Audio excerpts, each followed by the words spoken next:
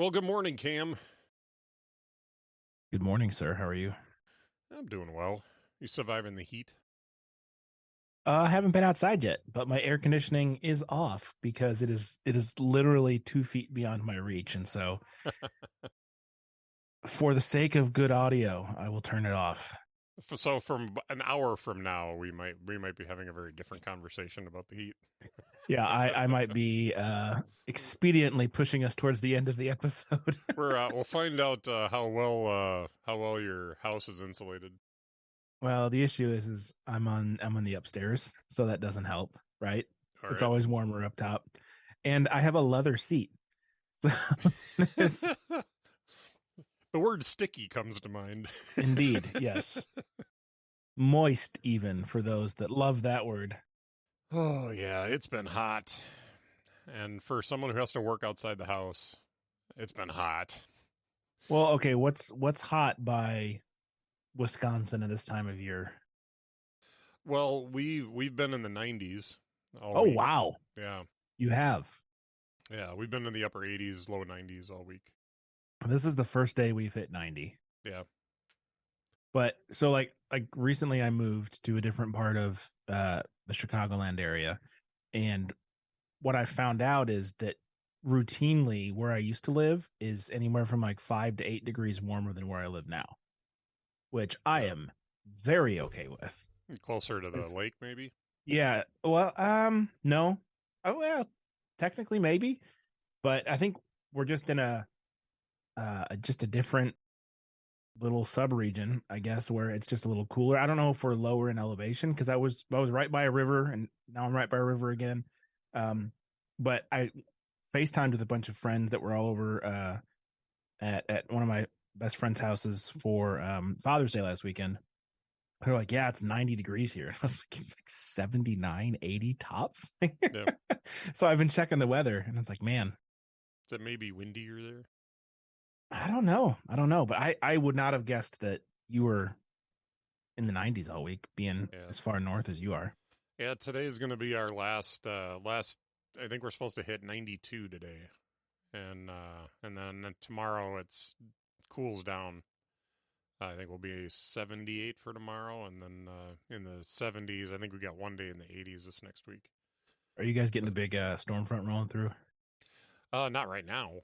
Um, Well, that's because we are yeah. tomorrow morning in the afternoon, and that's driving. So the reason I ask is the 10-year anniversary for the church that I was at for the last 5 years is tomorrow, so we're heading down for it. Hmm. And after church, the plan was we were going to go to the state park and have a giant picnic and play games and go on hikes and just enjoy being in nature.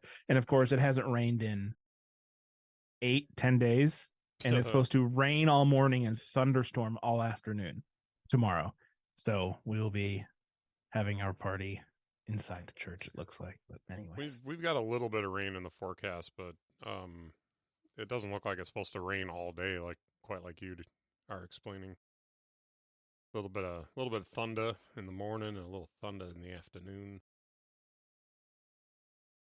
but not bad. So, well, your weather segment brought to you by Carrot Weather. now let's throw it over to Thicky McThickface for sports. All right. I don't know what I just said. I probably I have no regret idea it. what you're talking about. Yeah, I regret it, I think. So what you drinking this morning? It looks a little on the milky side. Yeah, I put a little too much cream in it, but Yep. it's it is a homemade iced Americano with some of my favorite coffee that I discovered like a month ago. It's a roastery called Necessary Coffee, and it makes this particular style. I'm forgetting where it's from off the top of my head, which country that is, where it's sourced from, but it makes both incredible espresso and very, very good cold brew. So I bought a second bag, and today I didn't make cold brew yesterday, so I went with the espresso over cold water for the iced Americano with, as you said, a little too much cream. I was in a rush though. I had like 2 minutes to like finish it and get over here and get set up for the show. So All right.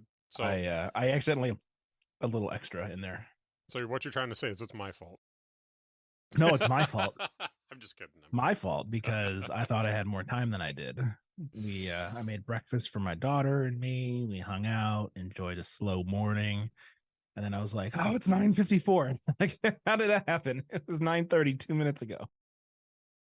So, anyways, what are you drinking out of your fancy mug? Yeah, I'm drinking just black coffee. It's Death's Door. I've talked about it on the show before. Just a Sumatra, Costa Rican, and Colombian blend, brewed to perfection in a pour over. Oh, pour over. All right, see, fancy pants. I like it. Mm-hmm. I did set up some cold brew this morning, so I'll have cold brew tomorrow. Good man. Yep. I finished off my cold brew yesterday and forgot to put more in the pot. So, all right. Well, we're gonna talk a little bit about some of the announcements that were made at WWDC, and I thought today we'd just spend the episode talking about the Vision Pro and a lot of the stuff concerning that. So we'll go ahead and do that. So, what were your initial impressions of the Vision Pro? Well, it's cool looking. But my initial thoughts, because we're gonna get into details. My overview would be cool concept. They seem to be pushing the boundaries pretty far. No handles, tracking of eyes, the ability to see other people in the room, even if you're immersed in it. All of that's really cool. Of course, it looks nice. The software looks great. The hardware looks great. Then the price came, and I literally bent over laughing because it was $34.99. I like out loud alone in my house, bent over in my chair laughing out loud because it's so ridiculous.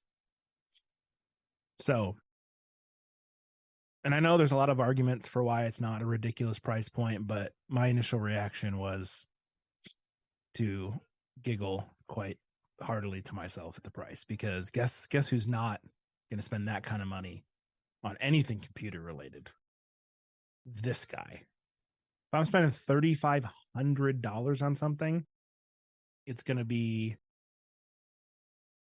a car. It's going to be a cinema camera, like things like that. So, anyways, that's my initial take. For me, I think when I first saw it, of course, yeah, the price was jarring, to say the least.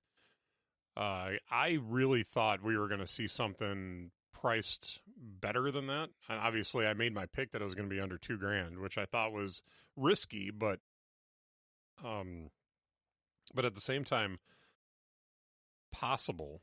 What I didn't take into account for is I still don't know that they're making a whole lot of money off of this. They say the parts and everything were, the rumor was the parts came in around $1,500-$1,600, but you also don't take into the account all the money they spent on R&D and all that stuff that they're going to want to recoup with this price. And so I'm still not sure that they're making a ton of money, but they have to also establish the supply chain for this, right? Right. And we all know that as they make them and as they get established, the prices come down. We've seen that with all the new products. You look back like the Apple Watch, the prices at first were, especially like with the edition, like just ludicrous, right? Right. Not so much for the sport, but like they had the different tiers, and then once those things get established and they have all the pieces and they can make them cheaper and in mass and that sort of stuff, the prices will come down. Right. My hope is that this is much like the Apple Watch edition, the first really expensive for the rich people, for the early, not even early adopters, but like the bleeding edge adopters, right? And then in like 4 to 5 years, there will be a much more affordable version, less features, right? Probably, that quote unquote normal people would at least be a lot more willing to and able to pay for. Now that could just be, wish casting, but we've seen it before with the other products. You can pay for the Mac Pro, or you can get the baseline MacBook Air, or the fancy brand new iPhone Max Pro, or the baseline. So that's my hope, is that at some point there will be a normal mass version, or version for the masses, I should say. Yeah, well, and the rumor, and I think that there's some substantiation to this, is that they came out with a Vision Pro with a Pro Yes. name on it specifically because there will be. The rumor was that originally that it was going to be the Reality One was going to be the lower priced one, so I could see them going with like the Vision One, or just a standard, just the Vision, or something along those lines. But I think that we definitely will see a cheaper version of this a couple of years down the road from this. I also feel like the sweet spot a lot of times for adopting new technology from Apple is the third generation. If you look at a lot of their products, the iPhone, the iPad, the especially the watch, it was like the third generation version of it was kind of like, hey, we've hit our stride. Our price point's pretty solid at this point. The product is really good. It definitely took that long for the watch. So, because they wanted the watch to be one thing, and then realized, no, the watch is actually this other thing. And that was probably, I think, to your point, the longest it took them to really figure out what it was and what it wasn't, and then leaning into that. But yeah, I totally agree with you. They're going to find kinks and things that they totally missed with this. They're going to find things that's really, really good at and lean into. And talk to me in a couple years, when they've iterated on this and the price has gone down and there is a non-pro version. It's still going to be like $1,500 though, right? No, I don't think it's ever going to be, a $300 headset. No. But here's the thing. This is just on this side, just on the product side of being a prototype. And what I think is really important to understand about this version of the product is it's $3,500 because it's got 12 cameras and really high-end screens that they had to create for this product, and they have a chip they had to create for this product, and they've got so much stuff in there that is very specific to this product. And I think, we saw this in the watch. We've seen this in other products where the first one is going to be over-engineered, because it's a very ambitious product. And I think what we're going to find over the next few years as they're taking this product and they're focusing it into what it's going to be, that, they can go from 12 cameras to 8 cameras. They can go from these really high resolution screens that are in there to something that's a little bit less expensive. It still will be high resolution, don't get me wrong, but they'll be able to, like you were saying about the supply chain, they'll be able to produce these more cheaply down the road. And sorry, correct me if I'm wrong. Each of those screens, one for each eye, more than 4K, right?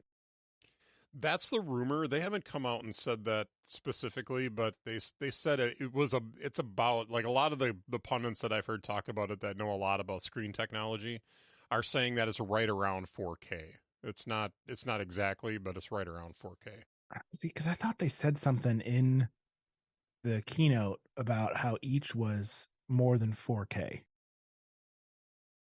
I could have swore they said something in the keynote. Anyways, it's not worth it. But yeah, to your point, right? As screen technology continues to develop, even if they just keep it at 4K, those prices come down. If they make like the economy version and it's just 4K across both instead of 4K for each, like there's ways to do it. And the other thing that, if this is the new type of computing, right? Spatial computing, they call it. And we look at this not necessarily as a companion to your Mac, which it totally can be. and it is. But if you start thinking about it as a standalone computer, then the Pro price, the top of the line price at 3,500, is sort of in line with the Mac Pro itself, right? Depending on how you spec it out. And if they're going to see this as the future of a new type of computing, it stands to reason that there's going to be options at the Mac Pro level, the MacBook Pro level, and then like, the Mac Mini or Mac Air level, if they flush this out and have a full, offering. And so that's where, like, man, if they could come out at like $1,000 or $1,200 with the low end one, it matches with the low end computers. And you're just, instead of getting a MacBook Air, you're getting the Vision Air or whatever, however they try and carry it out. But because it's really easy now. And one of the reasons I laughed so hard about the price was like, standalone headsets like this, like the Oculus, are what, 400, 450? Yeah, they run about 300 to 1,500 depending on I think so they like, just brought the what was it, the Oculus Pro? Or no, I'm sorry, the it's not the Oculus anymore. The Quest Meta Pro. Quest. Uh-huh. Yeah. They just brought that down to $1,000 at the announcement of the Vision. So because I have the Quest 2, but when I bought it, it was only $300, but I'm pretty sure it's 400 now. Okay. And so, I mean, they're just, and I realize they're not on the same level of product. Like, I know that, but it's easy to look at what the market is now and see the differences in how this functions, right? Because like the Quest 2 is a VR headset.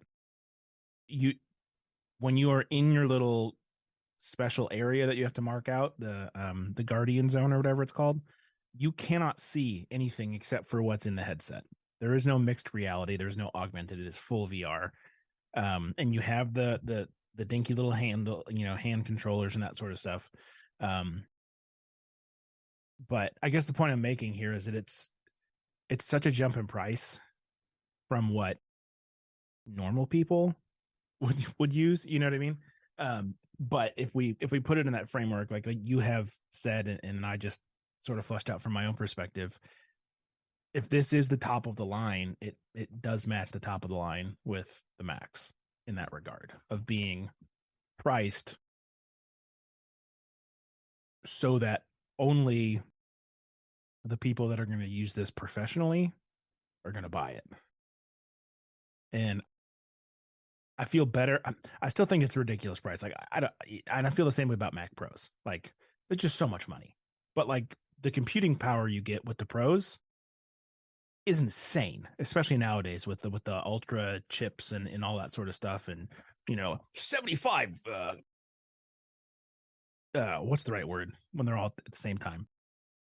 Streams of 8K at the same time. Like just ludicrous computing power. And I'm forgetting how to speak English here, so I'm going to shut up in a second. But like, if we think about the Vision Pro that way, I can at least understand why they priced it the way they did. And the thing of it is that what you kind of have to consider the Vision Pro being is it's more of a display than it is a computer. If you think about it, if you're actually, there's stuff you can do in it. They didn't talk about, and I don't think there is a story to tell quite yet about storage in the device, different things like that.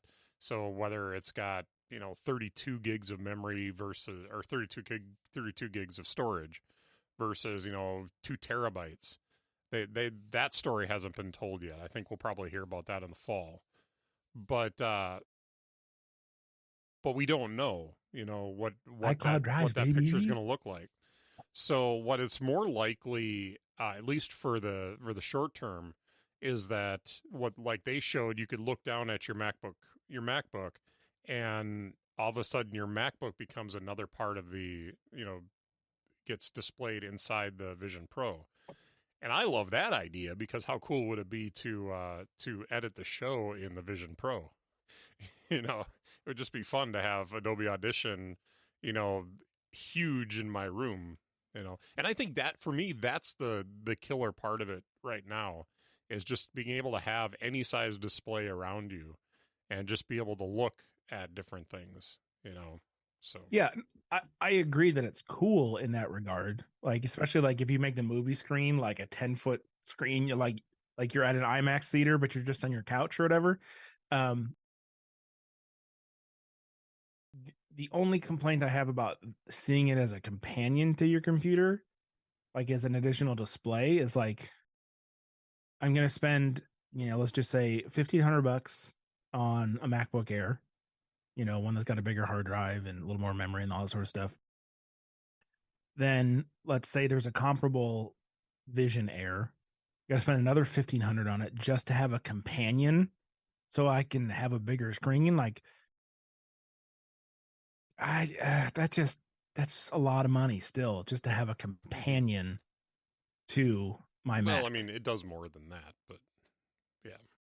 But so I guess the reason I'm bringing this up, and maybe this is all just this will be a moot point in a couple of years when we have the next versions of this, but like if it can serve as a standalone computer and the companionship to your Mac or your iPad or your iPhone in the future is an additional feature, then the price point makes more sense to me because it's a standalone product that can be used just like your iPad is a standalone product that can be used in Sidecar or with universal control with your other devices, but it's a standalone machine. I can get behind the price points more if that's the case with the headsets. Well, I think that is the case with the headset. It's. I think you have to think of the headset as an iPad, an iPad Pro in this case, being able to run its own software, being able to do its own thing, but it's also part of the greater ecosystem, and it's not walled off from the rest of the ecosystem. Right. Yeah. I guess I'm not talking about that. It sounded, and maybe I misunderstood you. And if so, that I apologize. It just sounded like you said we weren't sure if it was a standalone product because we don't know, and my guess is if there's not a lot of storage on the device, iCloud Drive, like just, they're running cloud. apps on the device, but there's part of the story again that has not been told yet. About what you can do with the device. They showed a lot of 45 minutes worth of sizzle reel essentially about here's all the cool things it can do. I think there's going to be some more practical stuff that has to be part of the story at some point, and I think we'll probably see it at the iPhone event in the fall. Just because I feel like that's about when they're going to be ready to talk more. Well, maybe it won't be the iPhone event because they're talking about putting it out next year, so maybe next March. That seems about right. So, but when they're ready to release it, there's going to be an event to release this device. Oh yeah, absolutely. So, and then they're going to tell the whole story, and we'll get different pricing tiers, and we'll find out a lot more information about it.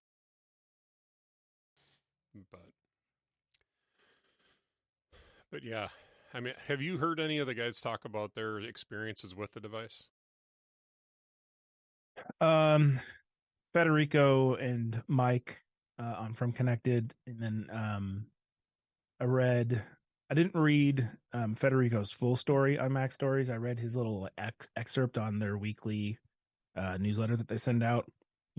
This time is different and all that jazz. And they were very much blown away by it. And I mean, they made the point, like it was a 30-minute demo where they were walked through everything. They didn't really get to go mess around and because they didn't want it to break for anyone. They wanted, okay, this is 30 minutes we know we can deliver where everything's going to work. They're going to get to see things. Which 30 minutes feels long. It feels a lot like the original iPhone where, there was a lot of talk when they were demoing the iPhone for the press that it was 100% on rails. Like you couldn't diverge from what they were doing. And later on it came out that literally like some of the apps, if you open the app, it was just a picture. Like there you couldn't do anything with it because it wasn't done yet. And so that's what this feels like, is that there's a lot that isn't done yet. But what they wanted to do is get this announced, get it out there, get the buzz going, and the stuff that they did sounds incredible.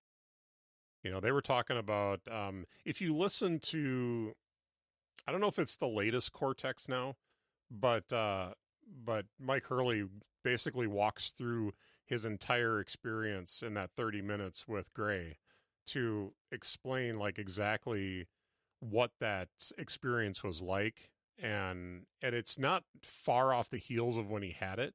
So it's a lot of first impressions, a lot of like things that he questioned a little bit, things that he really loved. There's a lot of really good information in that particular podcast episode. I'll have to check that out. I haven't listened to Cortex in a while, so I'll have to jump in.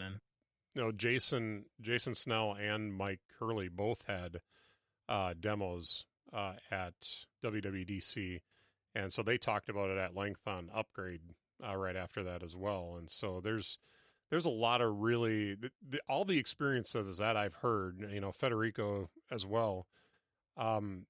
Everybody's just glowing about how awesome it was. So, is that reality distortion field, or is it like legit? Like this thing is the next big thing, I don't know, man. All right, so going to the Apple website and clicking on Vision. First off, I just throw in here, I hate the design of this website. The stupid, what do they call it? Scrolling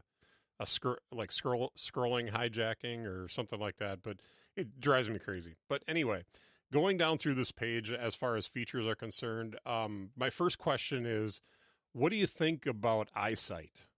The fact that you can see the person's eyes. It's not the actual person's eyes. It's a digital representation of their eyes, which I'm going to admit, like they had me for about the first half of the demo at WWDC. They had me thinking that, man, they just made like really cool goggles. Until they got in a little bit further and was like, oh, they look just a little off. Mm-hmm. And then when they started talking about the technology of it, it's like, oh, that makes sense. It makes sense why they did it that way, but still, like, they had me for a little bit thinking that those are their actual eyes. But creeps me out. Creeps you out? Yeah, because it's just off. It's just not quite right. And I can't remember I think I talked about this last week, but like there's that uncanny valley where like the closer you get in animation to reality, it just the dissonance just rubs you the wrong way. Like it's totally fine when you're watching cartoons animation where like the people are humanoid, but like their heads are way too big or their hands have 3 fingers. Like, it's just like, oh, that's supposed to be a person, but it's not close. And it doesn't bother you because like this is not reality. Right. But the closer and closer it gets to looking real, the more you notice all the things that are just off. And that dissonance for me, I can it makes the hairs on my neck stand up, and it's just like, oh, this is creepy. So if one of the ways they could cut costs to come out with a cheaper headset would be to cut out this screen, I would be all for that. Mm-hmm. Like, I don't need this screen. If you had, you could have something Mitch, on the front of it. Seeing someone's eyes is one of the ways that we communicate the clearest. You know what? You know what else I could do? Yeah, take it off. It's like, yes. My wife walks into my view. It could still do that, where suddenly, like, I'm seeing her in the image, and I could be like, "Oh, you want to talk right now? I need to take my headset off and have a conversation with you, with the real person that's 2 feet away from you." No, I would leaving be totally it on fine with that. Yeah, like I'm really glad you brought that up because one, you're right, huge way to cut costs. Removing an entire screen. On top of that, well, I suppose they would still have the cameras inside of it for eye tracking, but right. But like instead of having it's just whatever they want. It could still be a piece of glass. It doesn't have to be a screen. Well, and the thing is that screen is one of the more expensive parts of the product because they had to create a curved screen to go around that outside with a lenticular lens, so that when you see their eyes, wherever you are in the room, you can see them in the right way. I don't know if you know that, but if you're off center from their view, you can still see their eyes, but you see their eyes the way it should look, if they were wearing goggles versus like some kind of weird screen. So See, okay, this is one of those things where you mentioned over engineering. Mhm. This is so unnecessary, to the point that you made earlier. Oh, my wife is here. Boop, just pop it up to my forehead. Hey, what's up? What, do you need something? You just want to say hi, something wrong? Oh, like we need to talk? Great. I can put this down. We can talk. And their whole point of this screen was the ability to connect with someone because of your eyes and the emotion. How weird is it to have a conversation with someone next to you on the couch with this thing still on your head? That's not connection. They're not looking at your eyes. They're looking at a cartoon version of you. If you want to be present and connect with somebody, take the freaking headset off and have a conversation, actual eyeball to actual. I just don't like their whole value proposition of this was the ability to connect and have the person take off the headset, hit pause.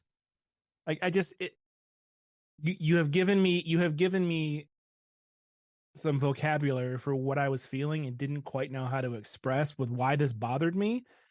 And now I am able to verbalize it that way. Like, it doesn't, if you want to connect with the person next to you, connect with the person next to you and take off your headset. Like, I just, trying to fake it just doesn't make any sense to me. And if that's driving the price up to to me, it's a no brainer. Get rid of the stupid screen, get rid of the creepy eyes. And if someone pops into your view, take your headset off and be a human and interact with them like a normal person.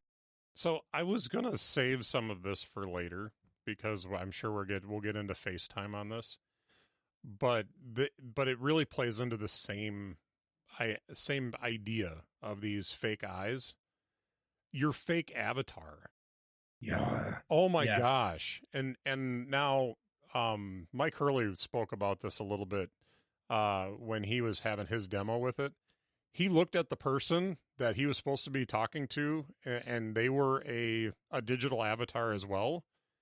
And he just looked at him and was like, "Oh no, no."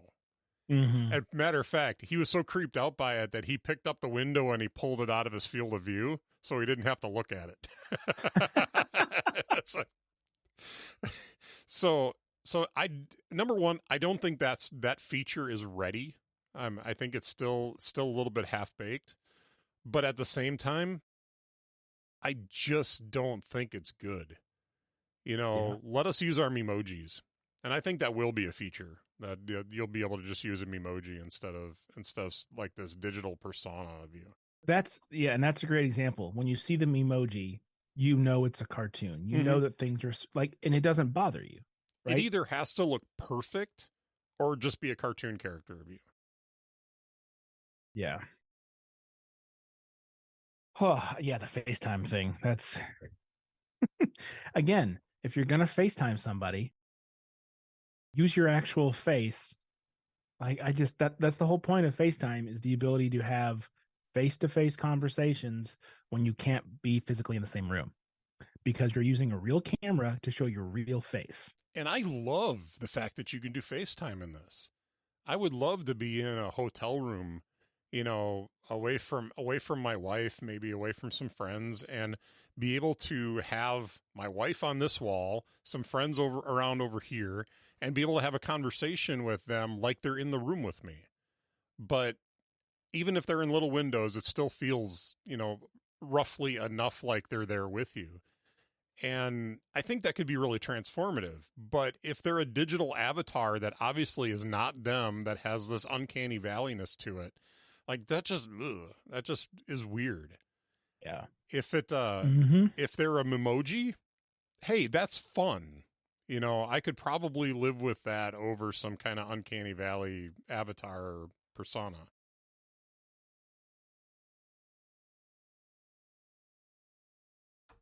Anyway, I'm going to scroll down the page. We've beat that to death. So let's see what's next on here. Um, they talk a little bit about Apple Vision Pro seamlessly blends digital content with your physical space. Now, I do think this is pretty cool. There's been a little bit of talk this last week about how, for developing for this, that Apple's really closed as to doing a lot of extra, like, uh, you don't really have control over how the bar, the space around it looks, and because they're trying to keep like a real translucentness about a lot of the controls, because they want it to blend into your space. So if you're in a red room, they should look red. If you're in a blue room, they should look blue. If they're a white in your white room, they're whatever it is, like a black on white, or black letters on a white background. Like it transforms to your room, which they didn't get a lot of chance to show that in the demos, but it really does look like you have a really big screen in your room that looks like it's in your space, as opposed to a computer on top of everything. Yeah, I, that's one of those things that like I just want to see. Like, go to the Apple Store, set up a demo time, whatever. Yeah, sure, I'm totally gonna buy it. No, I just want the demo. Because I think they're going to have a lot of people just come in to want to try it, and I don't think that's going to be weird for them. Oh yeah, absolutely. But that's just one of those things that like sounds cool, and I'm sure once you see it, you'll go, "Oh, that is really nice." So, how do you feel about the way it's controlled? You don't have a mouse and keyboard. Apparently, you can pair a keyboard. Yeah, you can pair a trackpad and a keyboard, or a mouse and keyboard, which I think is pretty neat. Like if they're going to push this for like the professional setting, then the fact that you can use peripherals is super cool. But that's not the way they intend you to use it. Right. But if you're working on an Excel doc in your, virtual space, you kind of have to do that. But the fact that there aren't controllers or handheld, anything, and they use your eye movement and, what you're focusing on, and then just like your hands. Yeah. I'm curious what the range of like the active area that your hands have to remain in, like how big of a field is that? Or you know what I mean? Like, do they have to be in a very specific, small, tight area? Or because like because in the demo videos that they showed, like the lady's sitting on the couch in the most uncomfortable position I can imagine, in that really weird dress, and her hands are just like on her thighs, and she's just like pinch, pinch, pinch, scroll, like, but like she's sitting in a really, and her hands never move outside of a very small, like. Well, I think the point that they're trying to make in that is that your hands can just be resting in your lap. That you don't have to have your arms up in the air waving around and doing stuff, that you can be in a leisurely position. And because there's cameras facing down, there's cameras facing out. I don't think that it really matters where your hands are in relation to So what the you're saying device. is I can throw my hands in the air and wave them around like I just don't care, and the exactly. Vision Pro will. If you want to start pinching in the air, you can pinch wherever you want to pinch. Well,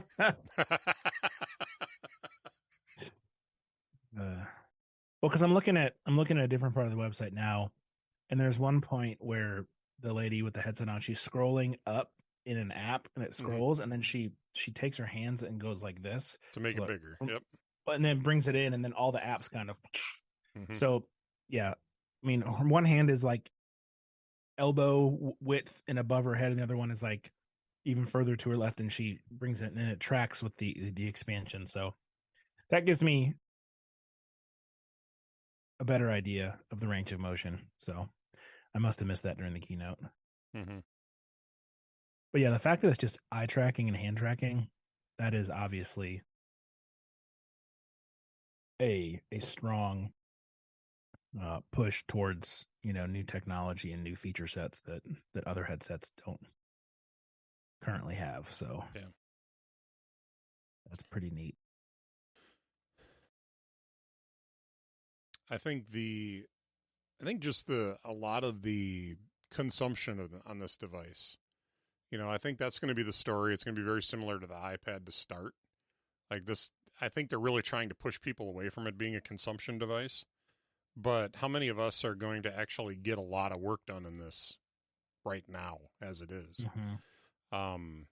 The fact that you can sit down, like I would love to sit and watch a movie, even a 3D movie in this, and just experience what that's like. To be able to shut off the entire world and just focus on this movie. I think that'd be interesting. So again, I realize that the Quest 2 and this are significantly different products as far as, build quality and all that sort of stuff.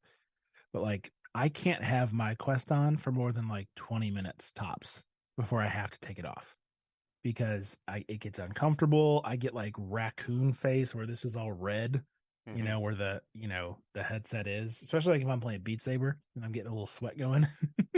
Like I come out and I look like a red raccoon. Um, There's a lot of people that have talked about this device being designed for being able to wear it for extended periods of time. So yeah, and obviously, like I said, the build quality for this is a lot different. The materials are different, yada yada yada. But my experience is even if I'm just like watching something, like after like 15, 20 minutes, I just want it off my head. Yeah. And that might just be personal, preference, right? But yeah, the long term wearability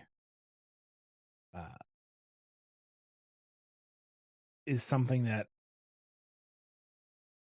intrigues is not the right word but like what that experience is like, especially with the battery pack is on your hip, and so that removes weight from the headset. Because I really don't know how heavy this thing is, and I don't know, did Mike talk about that? And a few of them have talked about the fact that you notice.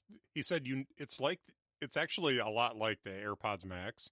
You notice the weight when you first put them on, but then it disappears. Like you don't notice it as much once you're doing stuff. Because I'm assuming that the material that they use is similar to what they use for the cuffs or the ear pads on the AirPods Max, because it looks similar. It's a little more rigid in spots, but it looks similar, and it's comfortable enough that you don't feel like you have heavy headphones on. It distributes the weight pretty well. And I think when you look at this device, that this device really is designed to distribute the weight out well, including the head strap that's not in the most of the keynote. There's a head strap that you can attach to that. That one goes over the top. Oh, really? Okay. Yeah, because I haven't seen that on there. But when you have the Quest 2 on, you have it on. Mm-hmm. It's pretty bulky. So, anyways, well, that's good to know. The one creepy scene where the dude's sitting there watching the video of his daughter's birthday party. Yeah, when he's taking the video, I think he's got the strap on top of his head. Otherwise, it doesn't show up anywhere else. Yeah, did you ever see Minority Report? I was gonna bring that up, dude. It totally reminds me of Minority Report vibes. Yeah, he's just at home getting high, watching his dead kids on the. Yep. It's weird. But what's even creepier than, not creepy, but weirder than that is he's at the birthday party, and instead of being present with his daughter at her birthday party, he's got these stupid goggles on, filming them having fun. Number one, I've heard a couple of podcasters defend that and saying that he isn't necessarily wearing it for the whole party. He just puts it on. Back when video recorders first started coming out, people would walk around with these massive like VHS recorders with a big eyepiece taking video of their kids. There's some precedent for something like this, but I don't disagree with you. It still looks like he's not at the party with them. He's doing something else. Yeah, and as the resident camera guy who gets paid to make videos at events like that, I can understand that argument to a certain extent. And maybe it's just because this is new and it's a new paradigm, and that's what's making me like, get off my lawn, cranky old man stuff. But like when I have my camera out, even if I'm looking at my viewfinder, or even if I'm looking through the electronic viewfinder just to make sure I'm in focus, I'm still, there's nothing blocking my face, right? The camera, and he's probably in full transparent mode, right? So to him, he's there. Yep. But to everyone else, it's like, dude, you got this thing on his face. Get this big thing on your face. And again, it could just be a new paradigm that's making me uncomfortable. And this is not the first time people have, to your point, used new technology to film their kids being adorable. But it's going to take me a while before seeing that doesn't make me go, oh, dude, take it off. And maybe this is like Google Glass reaction all over again. But yeah, it's going to be interesting to see where this goes. I also think that this is going to be a feature of the new iPhone, to be able to take this 3D video.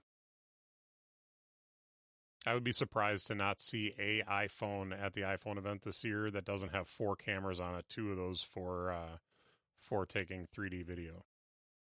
Oh, is that going to be part of your predictees for the Possibly? Event? Possibly, we'll see. I'm actually leaning towards right now with the information that we have, that there will be a iPhone 15, iPhone 15 Pro, iPhone 15 Pro Max, and an iPhone 15 Ultra.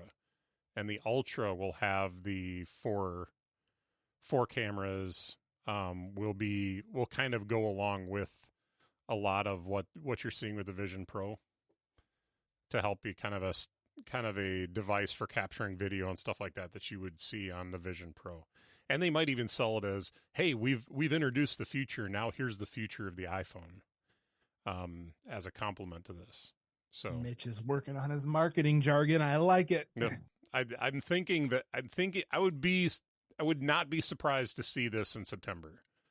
But it also could be a feature of the new Pro Max as well, or they may just change the Pro Max to the Ultra, which I think would be cool too. Did you scroll down the page at all on Apple.com's page for Vision? There is a picture I really want to have a conversation about, because it is absolutely ridiculous. Right. So if you get down to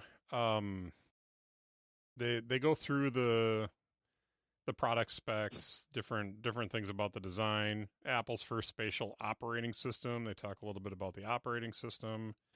And then there's this picture of this woman sitting on a couch with the Vision Pro on, across from presumably her husband or her boyfriend. And they're sitting there having a conversation. This is the most ridiculous looking picture I have ever seen. This is terrible. Yeah. Because he doesn't have his headset on. No, please, if you're listening to this and you're like, I don't know what he's talking about, go to apple.com, click on Vision, and in the top bar, and then scroll down. It's most of the way down the page. Yeah, I'd say like 2/3, 4/5 of the way down. She's got a red sweater on. Yep. Do yourself a favor and look at this picture and tell me this doesn't look ridiculous. And tell me that her fake eyes don't make her look like she's totally high. She looks so stoned. Yeah. Hey, how you doing? How you doing, man? It's all right. Now, here's the use case for this. And it looks ridiculous because we're not used to seeing this. I get this.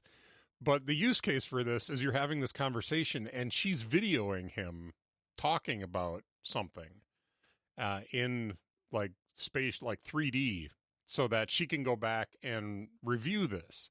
Now, this is not the context that they give you in the picture. They're talking about being more connected to the people around you with this big ski mask on. But yeah, she totally looks stoned in that picture too. I will say the eyes look like they're about in the right place, where there's some other pictures that I've seen that the eyes look like they're a little too high. But I still think they look too high. I mean, look, unless her nose is 4 inches long. So one thing I did want to say is that there's one feature of the headband that I think is actually really brilliant, and that is the adjustment knob on the right side. Mm-hmm. That I have used those on like hard hats before and stuff. Those are amazing. They just suck right down to your head, and they are the most comfortable way of making those little micro adjustments in something like this to get get comfort out of it. So I think that's a brilliant move from an engineering standpoint to use something like this. Yeah. I agree. I just found it too. If you scroll down a little further, it says more than a 4K TV for each eye. The custom micro OLED display system features 23 million pixels, delivering stunning resolution and colors. So Okay, they did mention it in the keynote.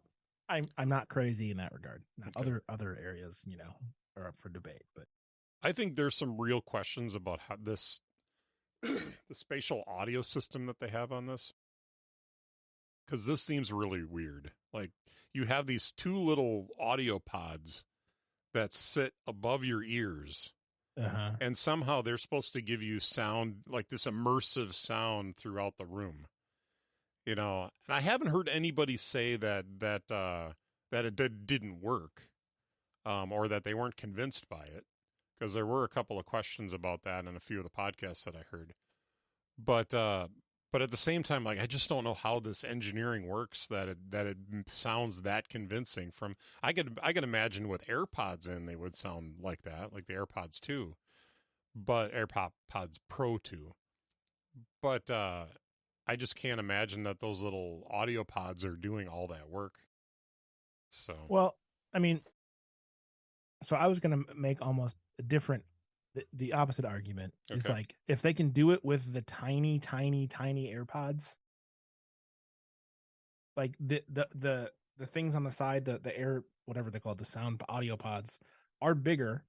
Now, are they in ear? No, but they are bigger, which means they can cover a wider range of frequencies. They can deliver more power. Are they AirPods Max?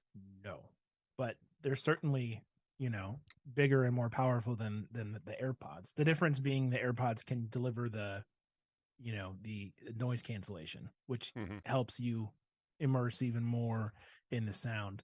How they do it, voodoo, I don't know. yeah, because to me, like there's a couple of ways you do this. Number one, AirPods Max, AirPods Pro 2. They have speaker technology to be able to fake the surround sound, so it feels like it's coming from other directions, because they're covering your ear, they're over your ears. What if you don't have something over your ears? The other standard technique is to bounce that room, that space, that sound around the room. These are doing neither of that. And so what the question that I have is like, how is it doing that convincingly?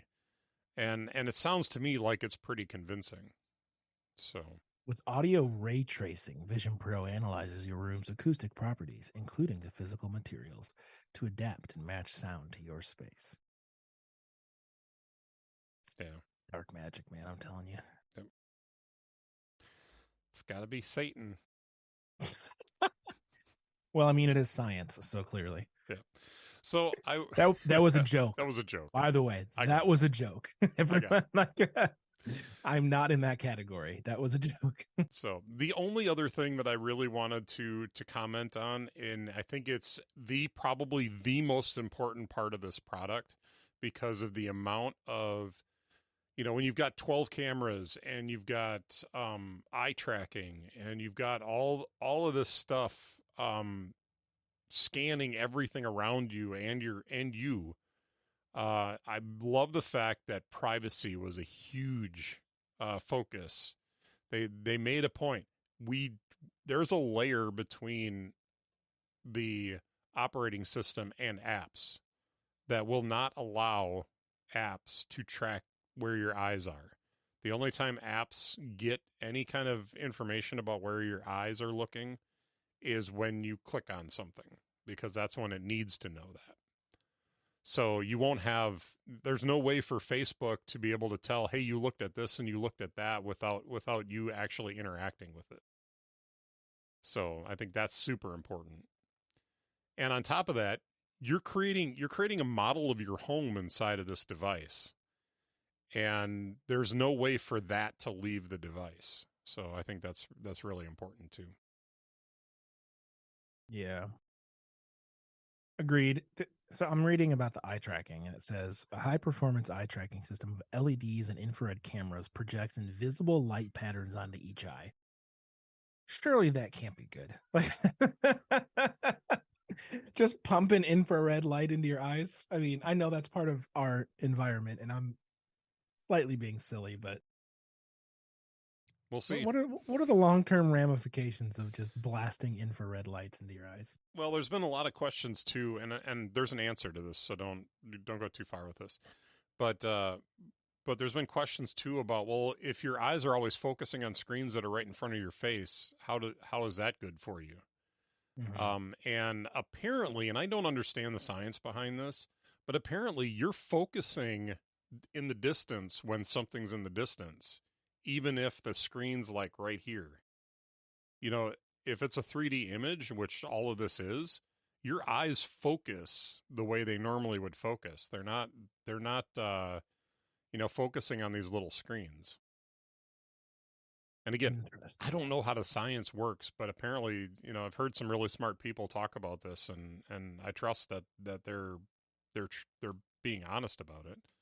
Your brain is being tricked to think that these screens are not screens, but that you're actually looking at an environment, and that you're focusing on the environment, not on the screens. So I'll have to test that out on my Quest. And because like when you're in like the lobby, you have like your home that you're in, and mine is like this it feels like almost like an Italian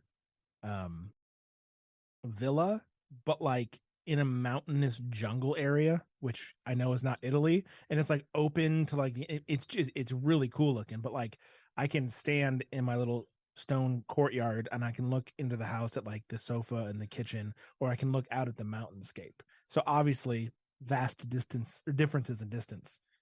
And I'll have to mess with that and see if I can like try and focus on the sofa and then look at the mountains, but keep them out of focus, For science. For science.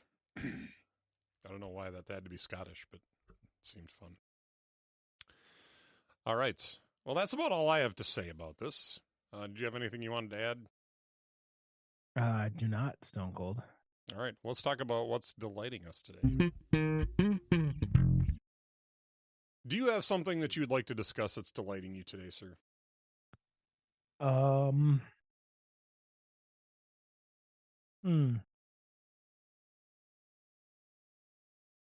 should.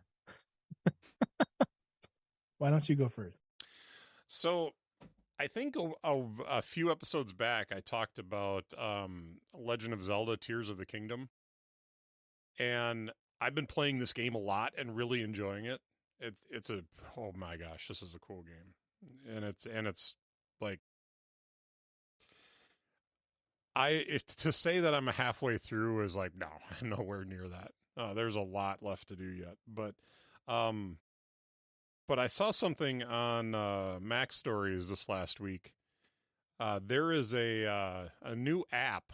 There's a few different apps on the App Store for maps for Tears of the Kingdom, and one of those apps is called TOTK for Tears of the Kingdom. TOTK Travel Guide Companion.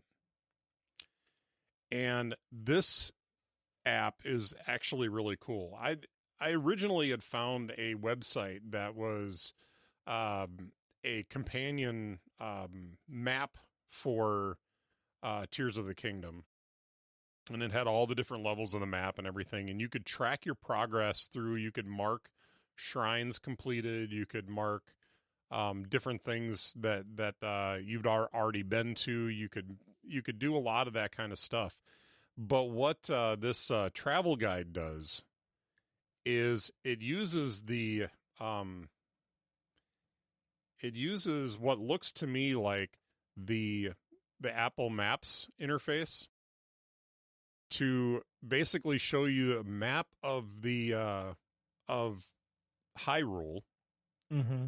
and it allows you to. There's two different modes that you can do this. It starts you in default in what they refer to as, and let me pull it up and make sure that I've got the terminology right in the app here.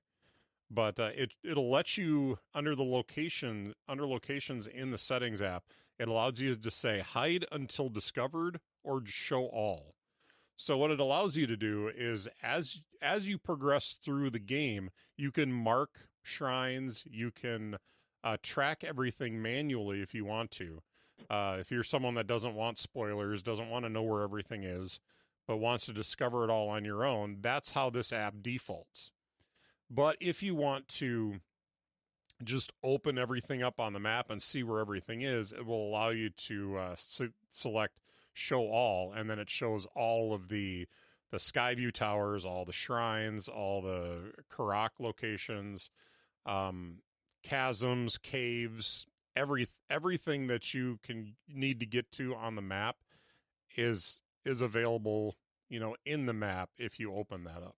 So it fancy. is very cool. And on top of that, it tracks all the stuff that you can, all the different locations that you can find. So if you are tracking your locations, you can, like, say you go to a shrine and you complete a shrine, you can log that in here and it'll show it as complete in the app. And then you can then go in and view all your completed shrines. It'll do the same thing with the Skyview towers. You can mark those complete. It's a really nice way of being able to track all the stuff that you've done in the game as well. So you know how much is left, and you can judge that accordingly, if that makes sense. So, but very cool. Now, it can be a little spoilery because I'm in the Gerudo region, trying to beat the light temple, or I'm sorry, the lightning temple, and the lightning temple comes up out of the sand, so it's not there initially, but the travel guide app has it already on the map. So that's I knew where I was going. I knew what I was trying to do, and it actually confused me a little bit. So it took me a little longer to figure out where I needed to go. I got lost in the desert a few times, and that's never a good thing. But yeah, so use at your own risk. But it is a super cool app for being able to track all of the things to do and how to get there, and or just track the stuff that you've completed. So if you discovered a cave, you can mark the cave as discovered. So it's very cool. Yeah, that's pretty neat. Imagine having that back on like Zelda and like Super Nintendo and 64 days. I never played it back then. Oh, that was the only time I did play Zelda was back then. I can't do those games anymore. Like the open world, like there's quests inside. Like for whatever reason, those games don't work for me. And I realize that I am in the minority there for sure. That's why these games like this or Skyrim, like they're huge, right? Like I even struggled with like Metal Gear Solid in like high school and college. I was like, I'm just gonna go play Madden or FIFA. Like I know the rules, I know the contain, and then I can just play for 20 minutes and be done. But that's just how my brain works. I'm glad that you enjoy it and that you have these games. What blows me away about Tears of the Kingdom and Breath of the Wild before that is, there's a few things. Like sometimes you can get up on a mountaintop and look over the whole map and just see locations all over the map, and it's just gorgeous. But you also, like, if there's a challenge that you need to overcome, some games will give you like one thing that's going to get you through the challenge. In a lot of these open world games, and especially, I can speak for Tears of the Kingdom and Breath of the Wild, like, you don't have to do it the way they want you to do it. If you find another way to get through, awesome. Like there was a tunnel in the Lightning Temple where there's these big flaming balls rolling down the tunnel, and you had to figure out how to get down that tunnel. I had no idea how to, so I just crouched and like crawled across the excuse me, crawled across the floor. And every time one of those balls rolled by, I took a little damage because it lit me on fire.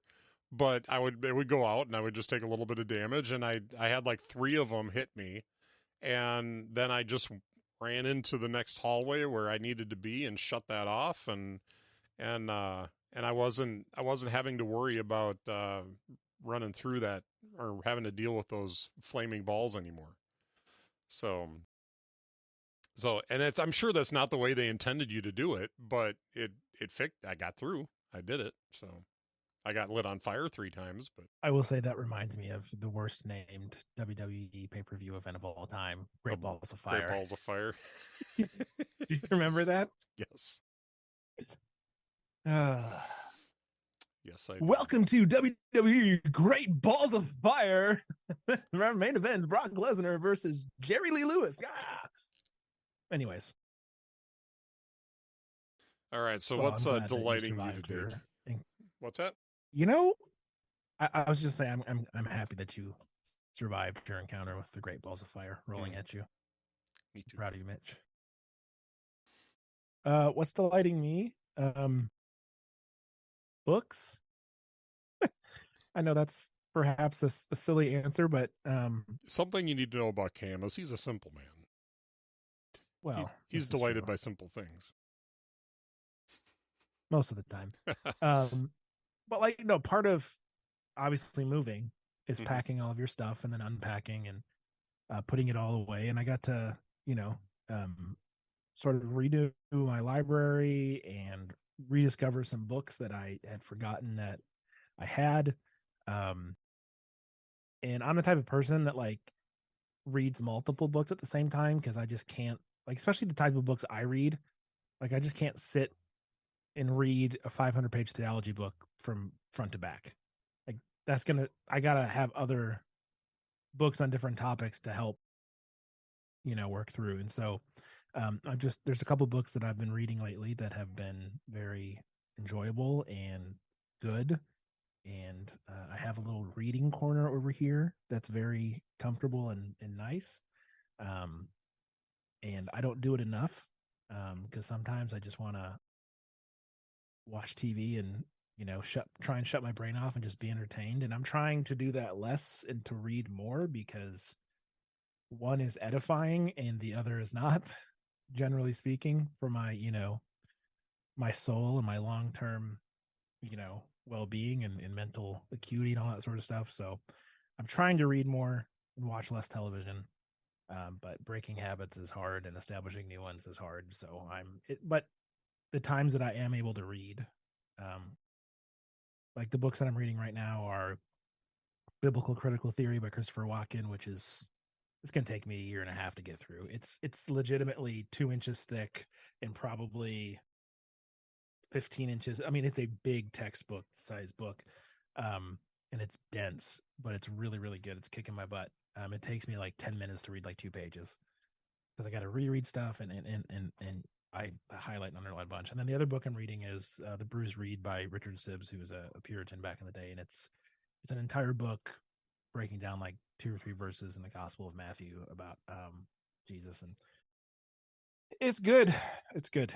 So I think that's what's delighting me now. And I will say, the air conditioner has definitely been off for an hour and 20 minutes. It's starting to get a little warm in here. We were talking about we talked about this at the beginning of the show. But real-time follow-up. It's sweaty. It's sweaty. Cam is getting sweaty in his leather chair. You got to do what you got to do, though. We're professionals, Mitch. Yep.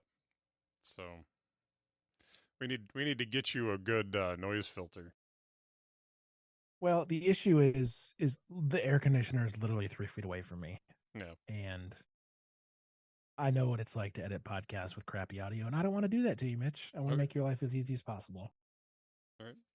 I do have subscription to Isotope, so but I appreciate it. Cool.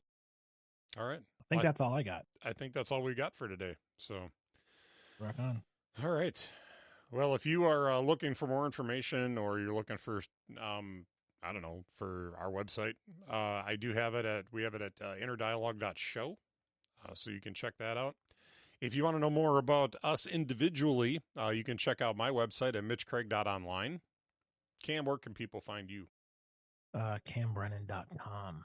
Very good. So on innerdialogue.show, there is a feedback form that you can click on. Let us know if you have any questions, comments, or if we got something wrong. We can certainly do some follow up on a future episode. But in the meantime, Cam, it's been a good show, and I've enjoyed talking Vision Pro with you today. Yes, agreed. And I'm sure we'll both run out and get it on day one. So one thing I didn't mention is that I wear glasses. Do you wear glasses at all?